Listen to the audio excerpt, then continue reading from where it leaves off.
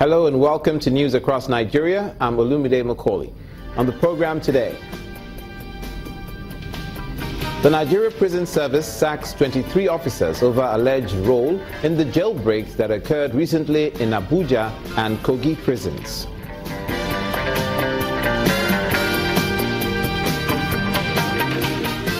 The Nigeria Ports Authority to probe past contracts for the dredging of Calabar ports as Cross River State seeks approval for Bakassi Deep Sea Port.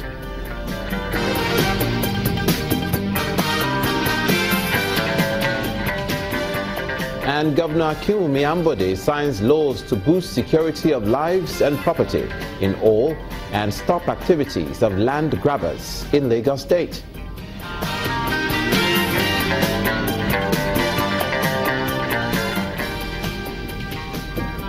Thank you so much for joining us. We begin in the Federal Capital Territory, where the Attorney General of the Federation, Abubakar Malami, has called for an independent inquiry into how a former Chief Protocol Officer to the Minister of State for Defense, Mr. Desmond Nonogo, died in the custody of the Economic and Financial Crimes Commission.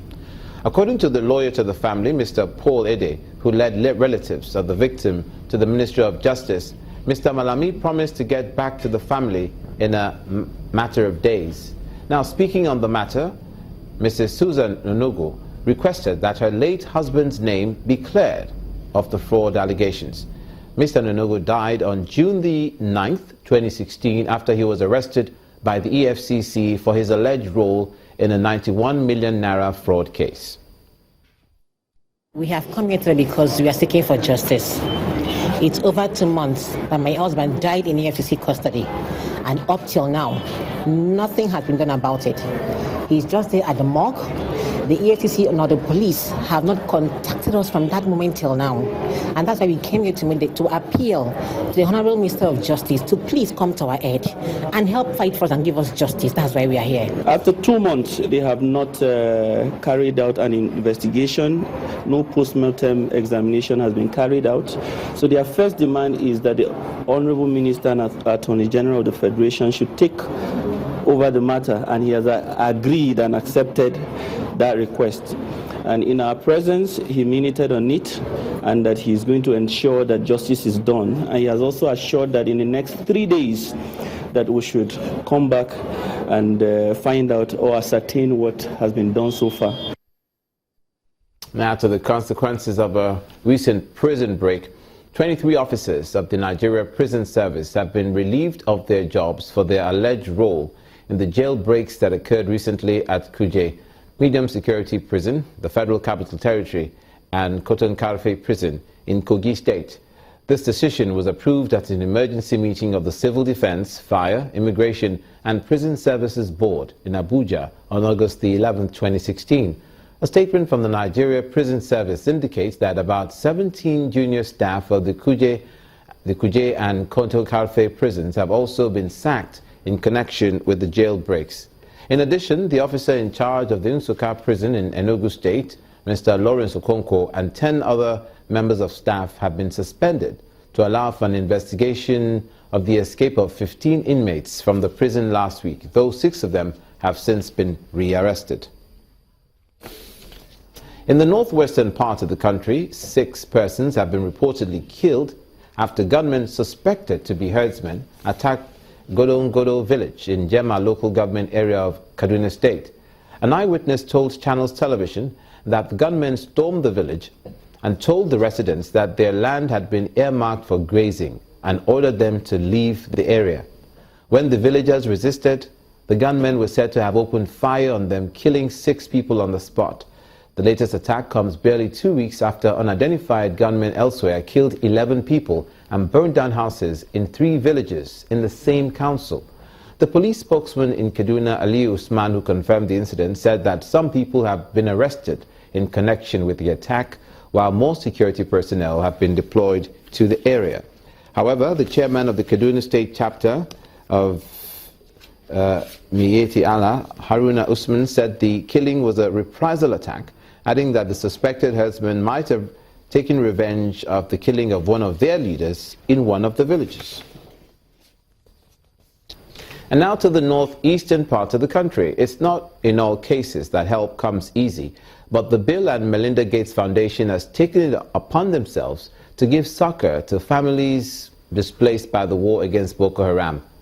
Giving a grant of $1 million to the Borno State's internally displaced people, the foundation says the money is strictly meant for resettling of the displaced persons.